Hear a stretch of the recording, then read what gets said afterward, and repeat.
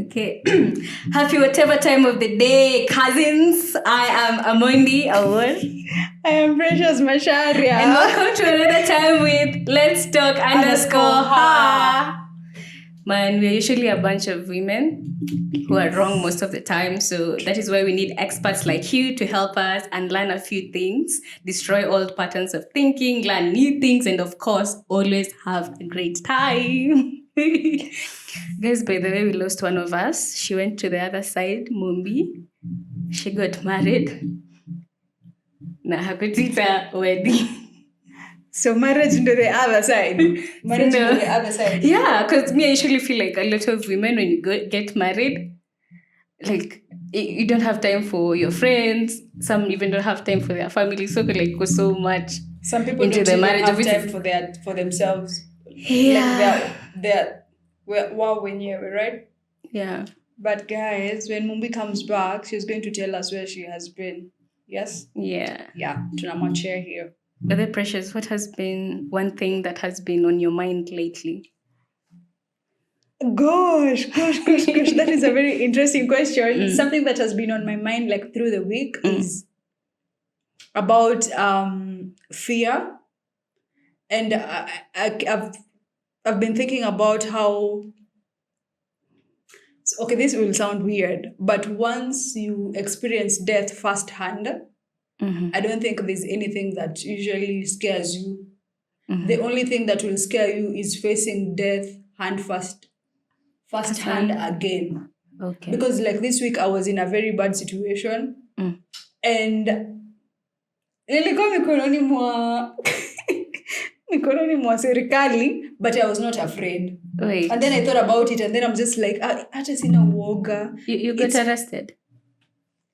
Sorry for another day, but now that I've been thinking about it because I didn't have any fear, and I'm just like, I think I've experienced the worst. That now what scares me is experiencing what I've ever experienced before. Okay. Yeah. That's an interesting thought. It is. Yeah, that's amazing. I think I haven't experienced death firsthand.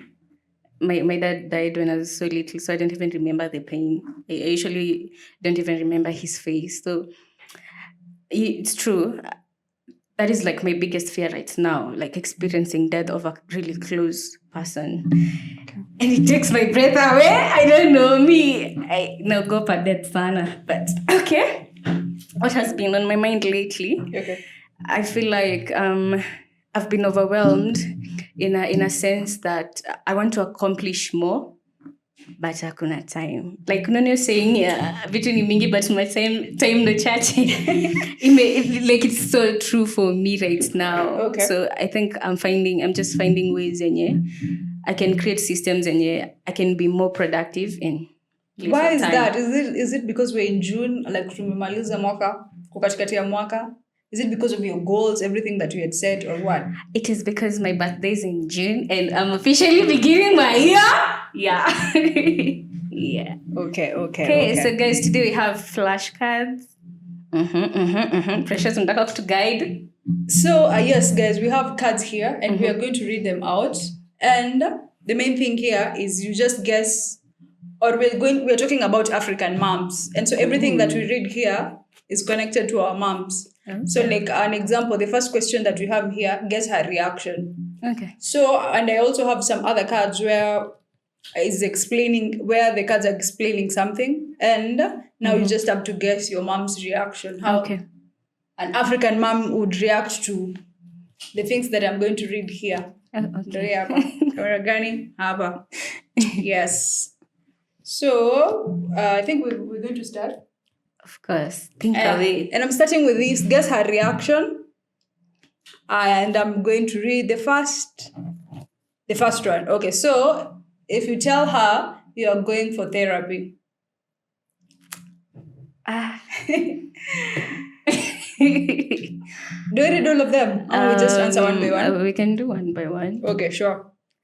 I feel like, if for example, if I told my mom, like, nataka kwenda therapy today, yeah, I feel she'll start fasting. and praying for me. Why? I don't know me. That is what she usually, for me, that is what she usually does. Oh, Like because she she'll prays think like you're going through everything. something. Yeah, and for her she feels like mtoto hizi peke yake hizi ni nini ameanza. So definitely pray for me. Yeah, but which is good. Which is very good. And my mom is, I appreciate my mom a lot because every time I'm supposed to like travel somewhere, I go outside, she'll be like, "Simama hapo." And then we gather and then we pray. Yeah.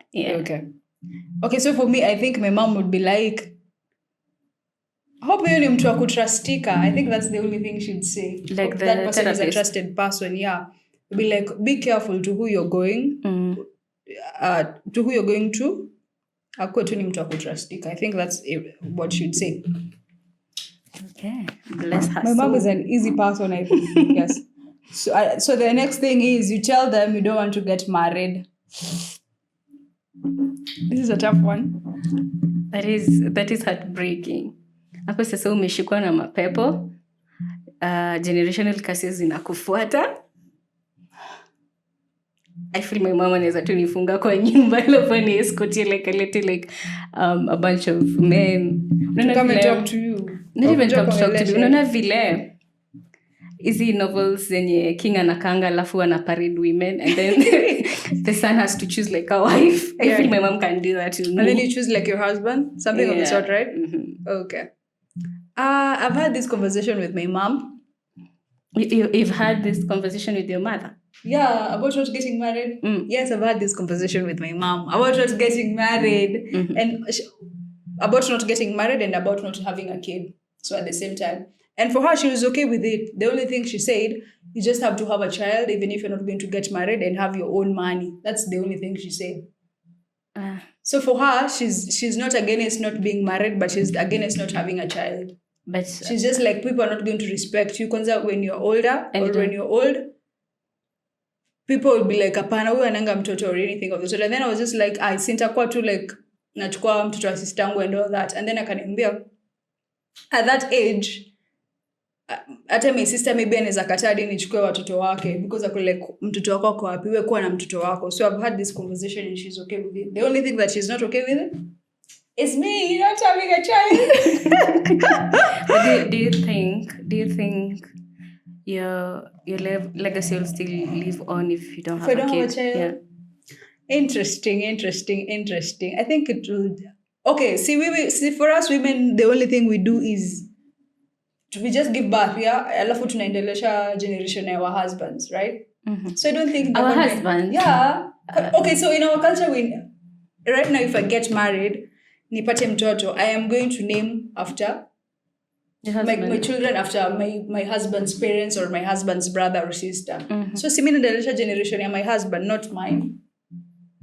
That is very interesting. Interesting, right? Because yeah, so I think even if I don't get a child, it's just you don't get one. I don't know. Okay. Yes. Okay. We read the next one. Let's go to the next one. Sure. You're the next. Read the next one. No, I want me to read all of them. No, go to the next one. Okay, so we're guessing what your mom means. Okay. So you have done something wrong, but your mother is smiling instead.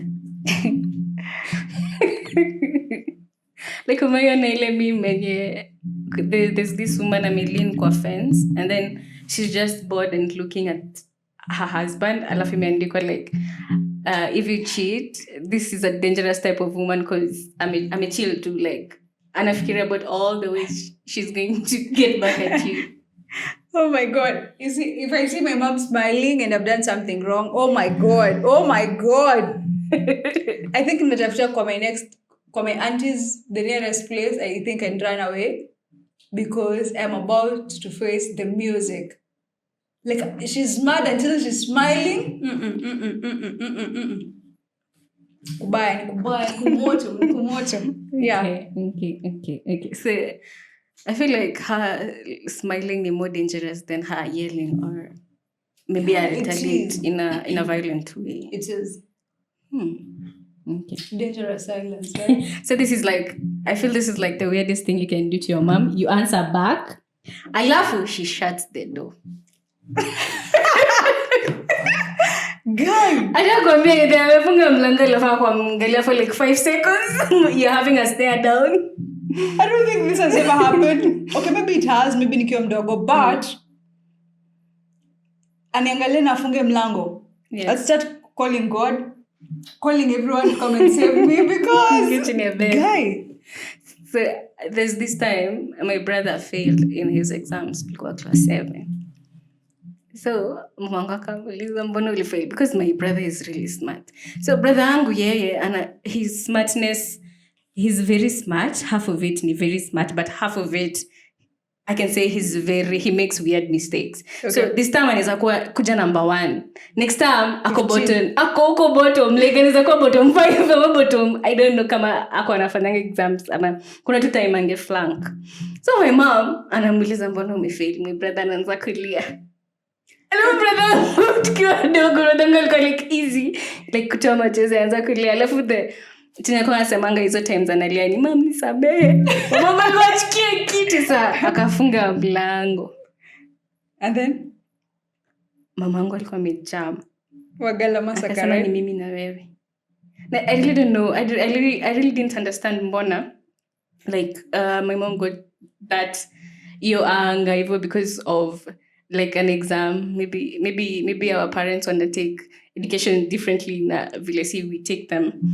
So but how can you be number 1 today and then the next time you're number last? I think she's care about success, failure.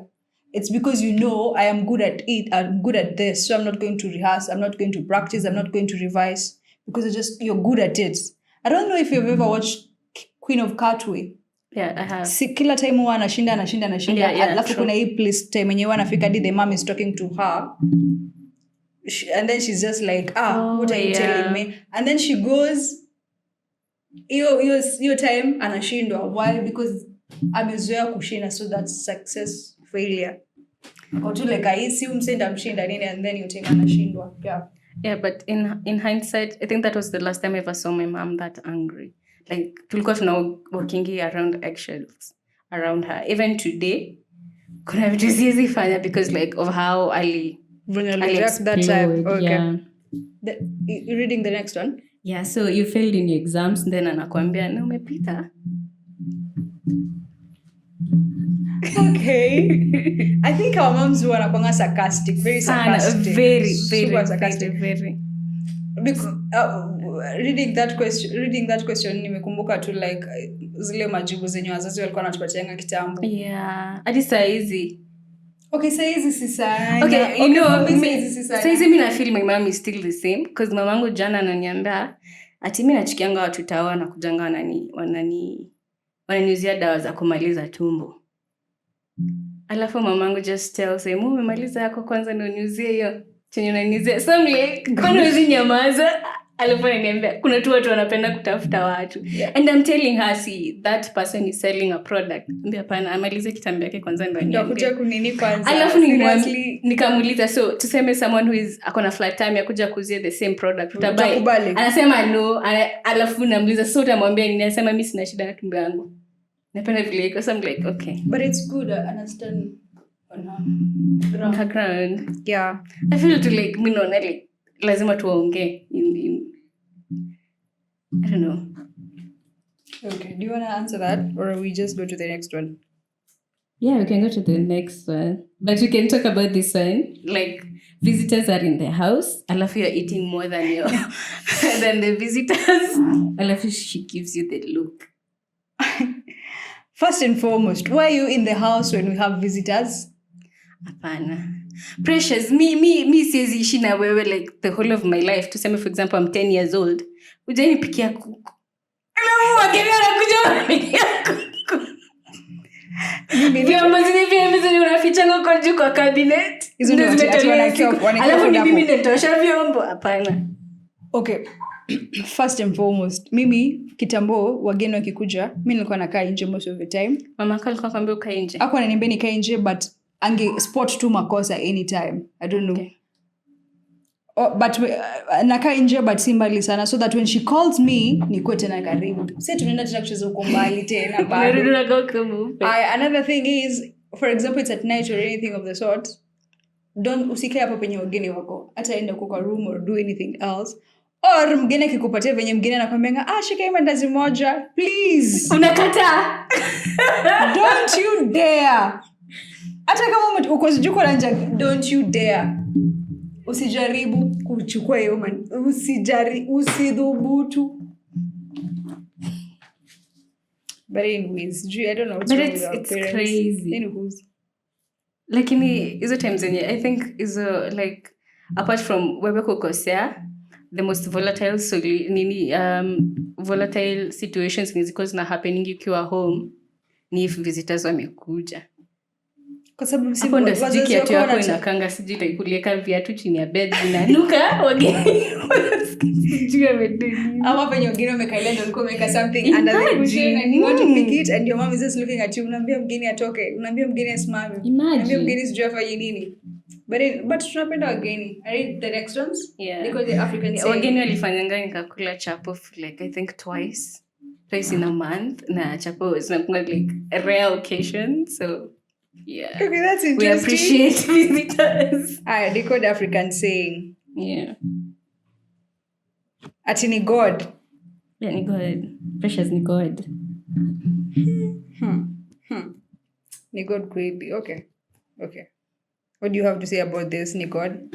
I don't know. Like, okay. I feel like many people use Nicod, but okay, yes, Nicod. I don't want to say to see God. Yes, Nicod, but there's a but. Okay, have you ever heard people talking about it? It's young ladies and then they're driving cars and all that, and then all they say is that Nicod, na kumbe ni mbaba. Maybe mbaba is like God. You never know. Or maybe mbaba anaitwa God. Like I didn't know. Cast. Like hakuna okay. But I don't know. Chorea. But then nimesikia chorea sana, but I usually don't. Chorea is like never mind. Chorea. Okay, I'm not sure about it, but I feel like chorea. It's like achana nayo chorea. I'll look into that more. But I feel like that is what it means. Ati tuna manage. Sijaisikia tuna manage. Tuna manage ni ile time yenye I feel mostly I've seen this na when tuseme for example kuna msiba mahali and people say tuna manage instead I'm not okay, maybe I think I've heard tunajikaza. I'm sad, I'm hurting, but tuna manage, like mmeka mko offer condolences but tuna manage.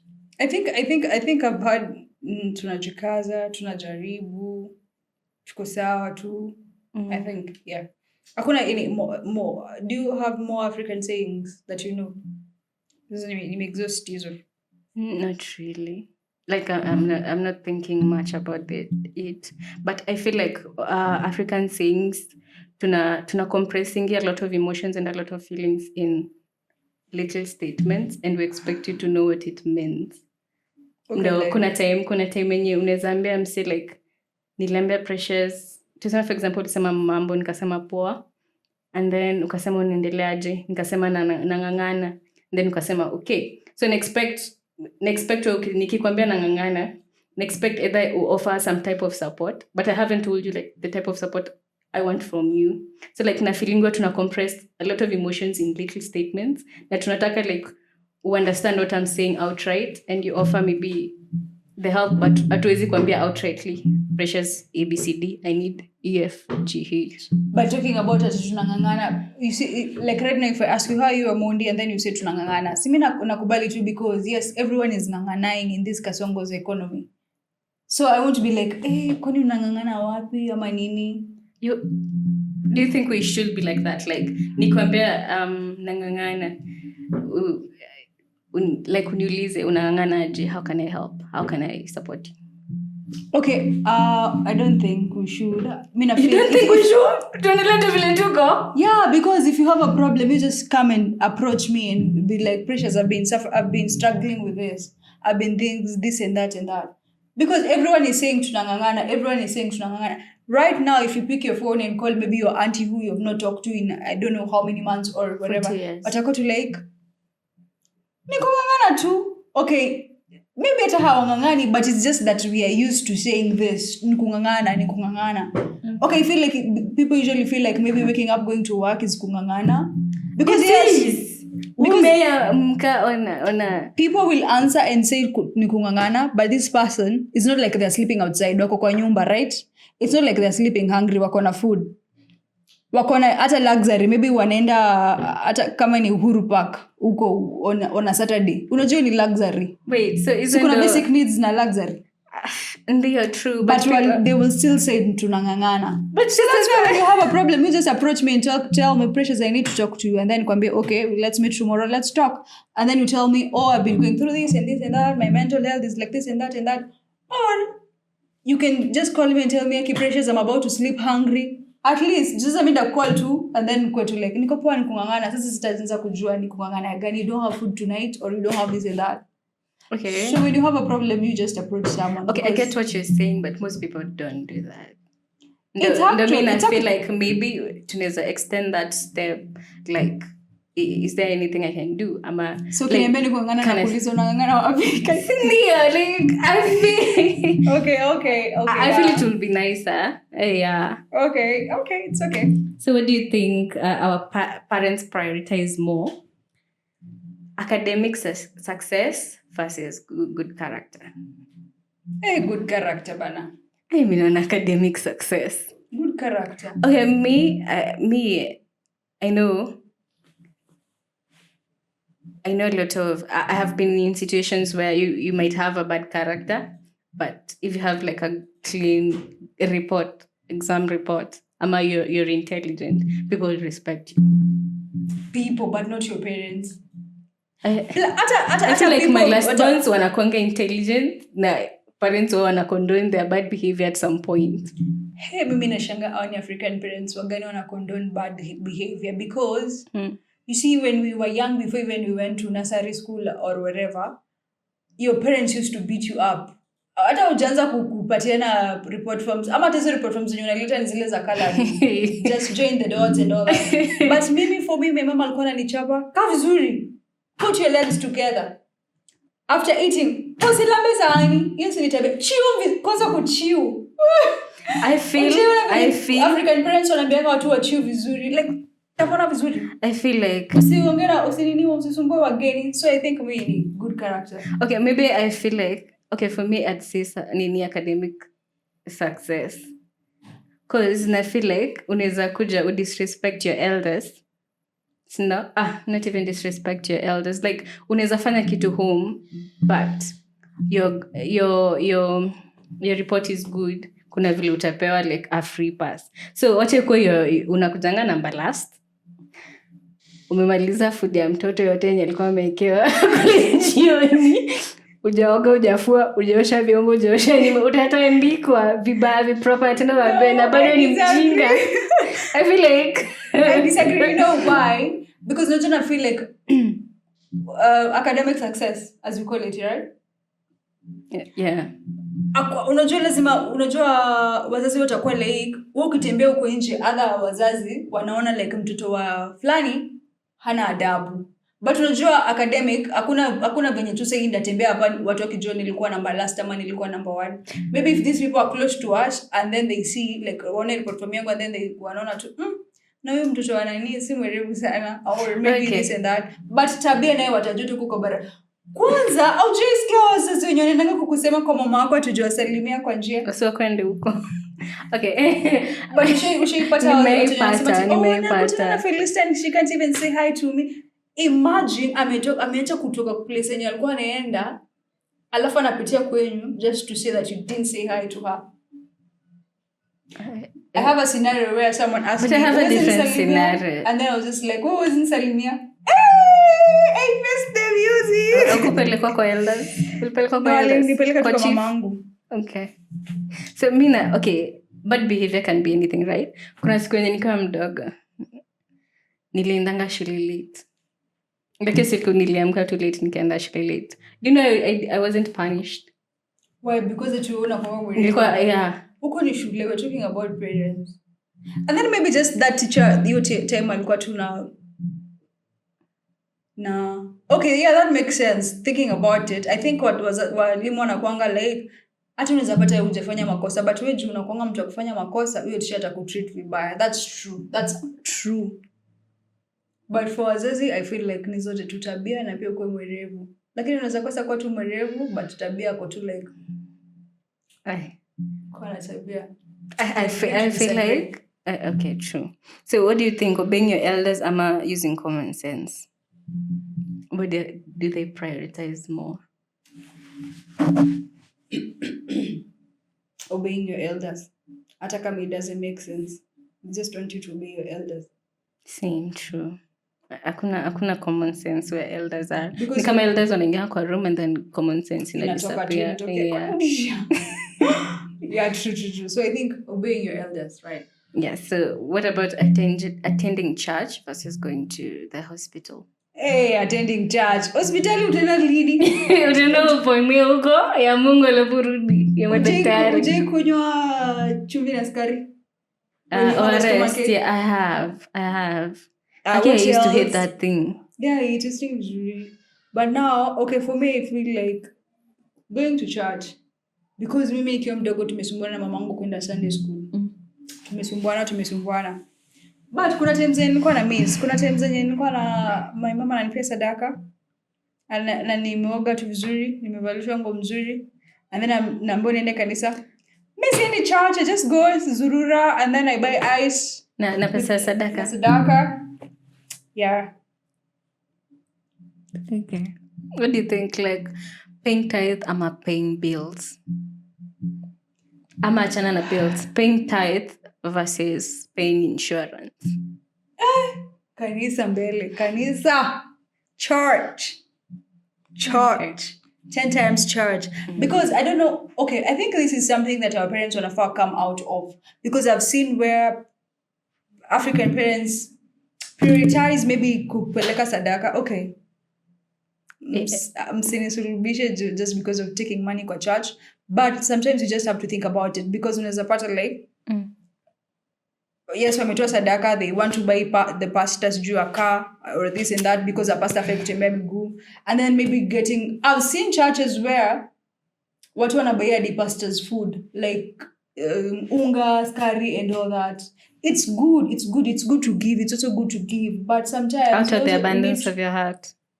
Yes, it's not okay. So when we have these churches where maybe I think they write down the people who usually contribute or give tithe and all that, and then when you have like a problem, maybe when someone has passed away or anything of the sort, they support that people usually need at that time. They're going to check.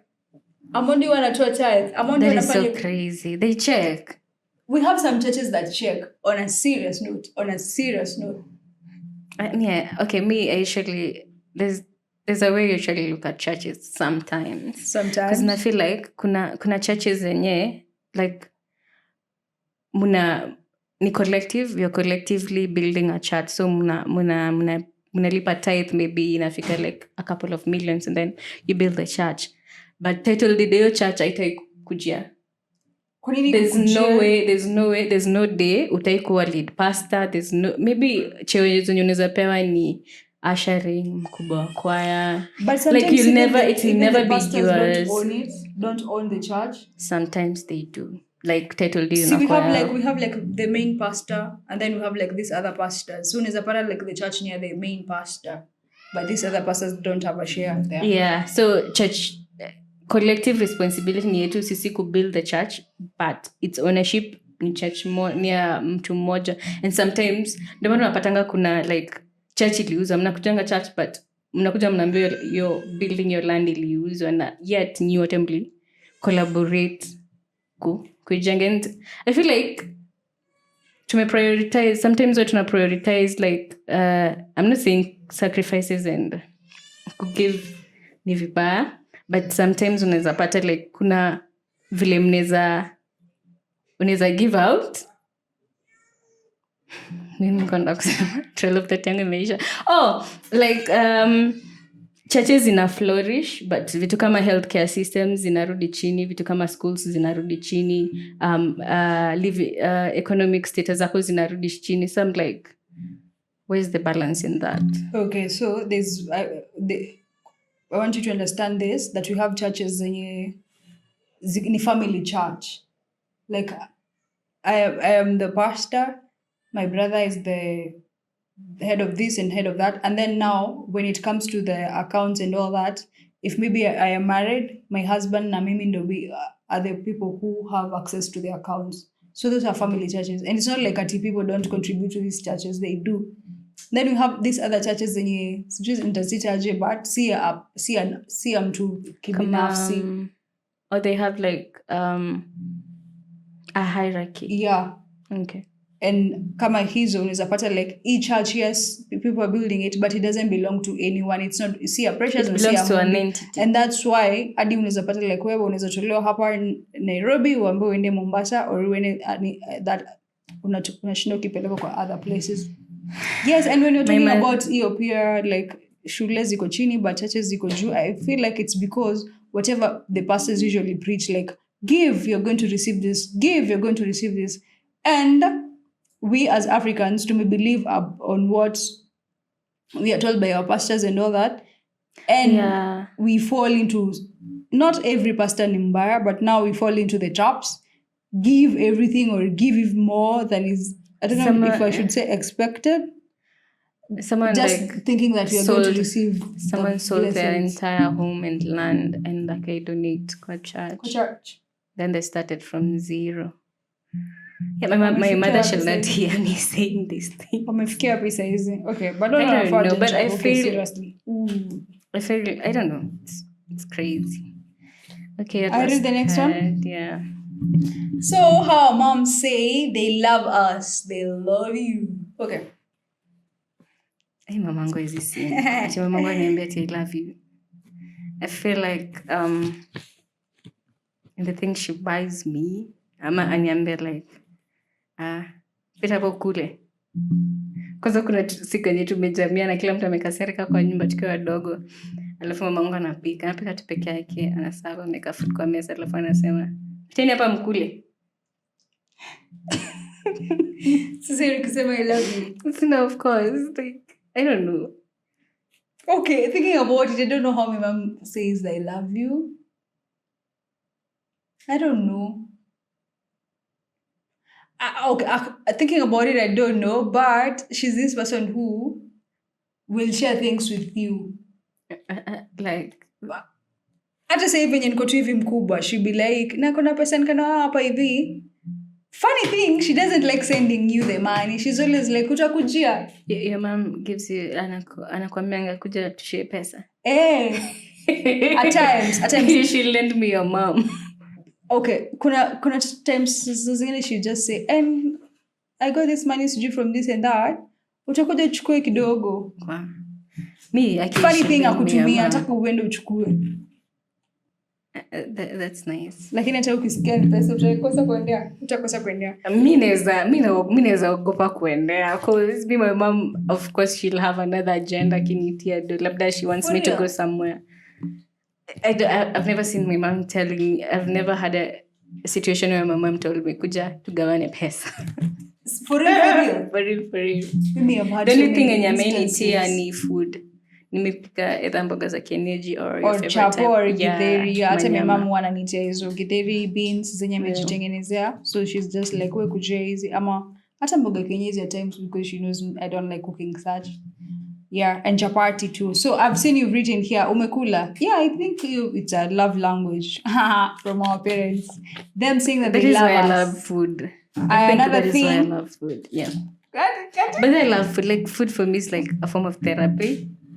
Okay. To like, kama nimejam, unipe food, precious. So I just be okay. It's well noted. I think my form of therapy when it comes to something ni kitu ya kukunywa. Mimi tukiona nimejam, just bring me juice.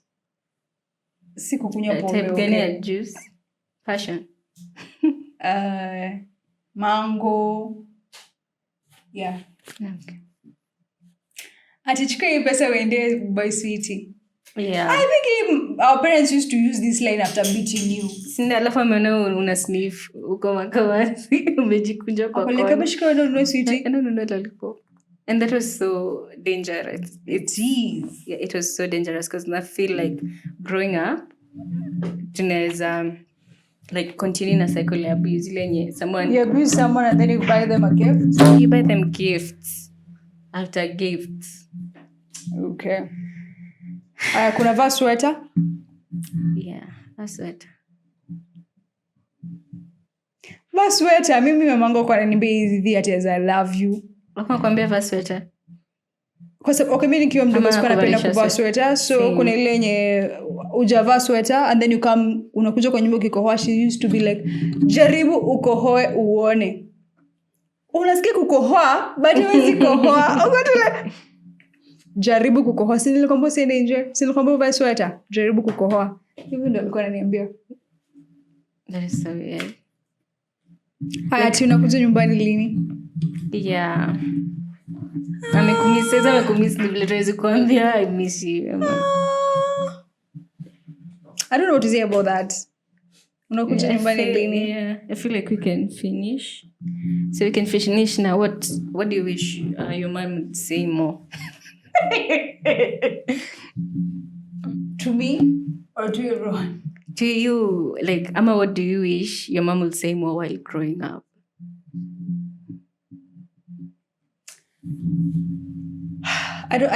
When growing up, I don't think I have one because I think she really encouraged me when I was growing up. I think, yeah. Mm-hmm. And maybe tell me not to worry or tell me I'm beautiful or tell me I have a good handwriting. Handwriting. Precious handwriting. Mbona umefikiria handwriting? Because I used to struggle with my handwriting. Okay. So back in school, I was good in languages and all. But handwriting yangu ilikuwa mbaya. Your mom used to tell you handwriting wasn't good? Alikuwa ananiambia iko sawa. So you wanted like akwambia it's the best handwriting I've ever seen? No, because I really struggled with my handwriting, but she encouraged me that my handwriting is okay. Okay. You get it? I get it. Yeah. So I don't think there's anything I'd love her to say more right now. I don't know. Maybe generally our parents should just say when they're not okay, because I feel like most of the time maybe they're not okay, but because they are parents, they don't want to show it. And that's why when it's a like your mom is sick right now, God forbid, and then tomorrow unampata anapika. Like, it's okay to sleep. It's okay to sleep like the whole day. It's okay. It's okay not to be productive. It's okay. I feel okay. Yeah, I wish they'd say that more, but I feel like they didn't have the luxury to relax the whole day, because nani angewapikia, nani angewatayarisha mwende shule. Maybe she's just alone, so they're used and to she that. doesn't have like, not that they're used to have circumstances zao no force could do all that.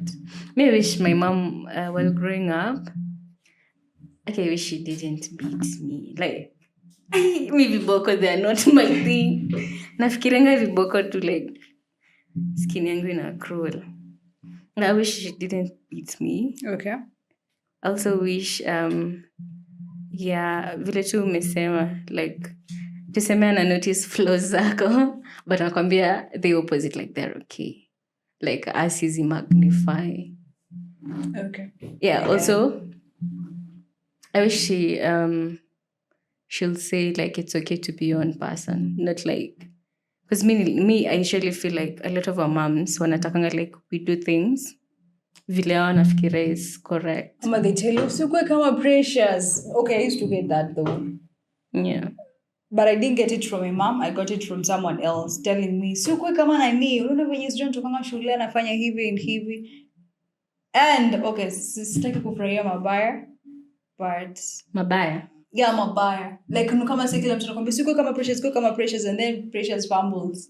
And then uko tu like, so sasa you want me to be like Precious? Kama Precious. Yes, and I think we can finish at that, right? Yeah, so guys, today we had 3 DOPs, mtu wa sauti, mtu wa mwangaza na mtu wa na kameramani. Kameramani, yes. Julius, say hi. Hawataki kwezi taka kusema hi. Walter, say hi. Mother, say hi.